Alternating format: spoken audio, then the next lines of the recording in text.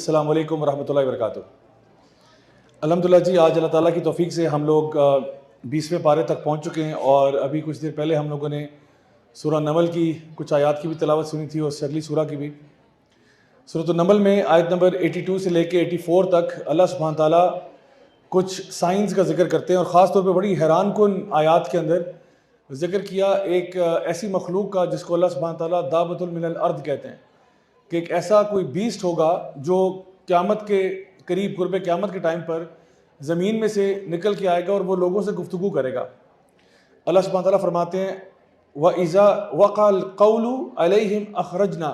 لَهُمْ دَابَّةً مِّنَ الْأَرْضِ تُكَلِّمُهُمْ، وہ لوگوں سے کلام کرے گا اور کیا کہے گا کہ أَنَّ النَّاسَ كَانُوا بِآيَاتِنَا لَا يُوقِنُونَ، کہ یہ وہ اللہ تعالیٰ کے نشانیاں ہیں، اللہ تعالیٰ کی آیات ہیں جس کے بارے میں تم یقین نہیں کرتے تھے۔ تو اب یہ پورا ایک چیپٹر ہے، یہ پوری ایک ڈسکشن ہے جس کو ہم لوگ اسلامک ایسکٹولوجی کہتے ہیں، یا science of the end of Times کے اوپر جو ڈسکشن ہے وہ ہم کہتے ہیں۔ تو جیسے کہ پچھلے کچھ سیشنز میں نے آپ کو کچھ کہانیاں اور واقعات سنائے تھے مختلف انبیاء کے زندگیوں کے، اور اس میں سے ہم نے لیسنز ایکسٹریکٹ کیے تھے۔ آج بھی میں آپ کو ایک کہانی سنا رہا ہوں، لیکن ان کہانیوں میں اور اس میں فرق یہ ہے کہ یہ کہانی وہ ہے جو ابھی تک ہوئی نہیں ہے، یہ وہ کہانی ہے جو بھی ہونی ہے، اور بالکل جس طرح سے ہونی ہے انشاءاللہ آپ کے سامنے میں پیش کر رہا ہوں، کیونکہ نبی کریم صلی اللہ علیہ وسلم نے اپنی بے شمار احادیث میں ان ساری چیزوں کا تذکرہ کر دیا۔ میں نے صرف کوشش یہ کی ہے کہ ان کو آپس میں کمپائل کر کے ایک سیریز کی فارم میں آپ کے سامنے لے آؤں، تاکہ آپ کو شروع سے اینڈ تک سمجھ میں آ جائے کہ ان کا جو کرونالوجیکل آرڈر ہے وہ کیا ہے۔ تو سب سے پہلے جو ہم میجر سائنس کی بات کرتے ہیں، یا last of the minor signs of the hour, اس میں امام مہدی کا ظہور ہے، امام مہدی کا دنیا میں آنا۔ اور مہدی جو ہے یہ نکلا ہے ہدایت سے یا ہدا سے، یعنی یہ وہ ہیں جو کہ ہدایت پر ہیں، یا جس کو ہم کہتے ہیں کہ رائٹلی گائیڈڈ ہیں، تو اللہ کی طرف سے وہ ہدایت پر تھے۔ اسی طرح سے ایک حدیث میں آتا ہے کہ نبی کریم صلی اللہ علیہ وسلم نے یہ بات ارشاد فرمائی کہ اگر قیامت میں ایک دن بھی باقی ہو گیا، قیامت آنے میں ایک بھی دن باقی ہوا، اللہ تعالیٰ اس دن کو طویل کر دے گا، حتیٰ کہ اس میں امام مہدی کو بھیج دے گا، اور ایک ہی رات میں امام مہدی کو اپنے رول کے لیے تیار کر دے گا۔ یعنی کہ امام مہدی جو ہیں وہ لیڈرشپ کے لیے ایک رات میں تیار ہوں گے۔ اس سے پتہ ہی چلا کہ امام مہدی کو خود بھی نہیں پتا ہوگا کہ میں امام مہدی ہوں،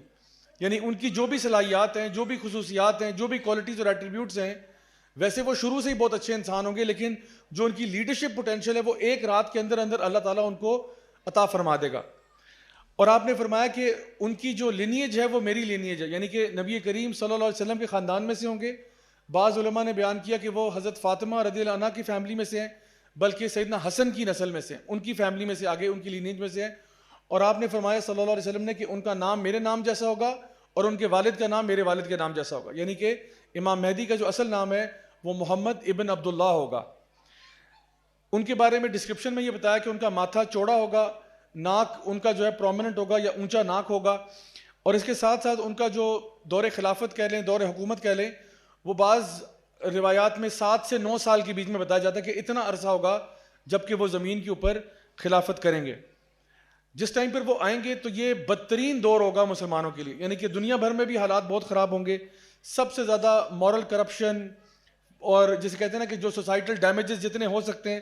سب سے زیادہ ورسٹ سچویشن ہوگی لوگوں کے لیے، یعنی جس میں کہہ سکتے ہیں کہ غربت بھی ہے، افلاس بھی ہے،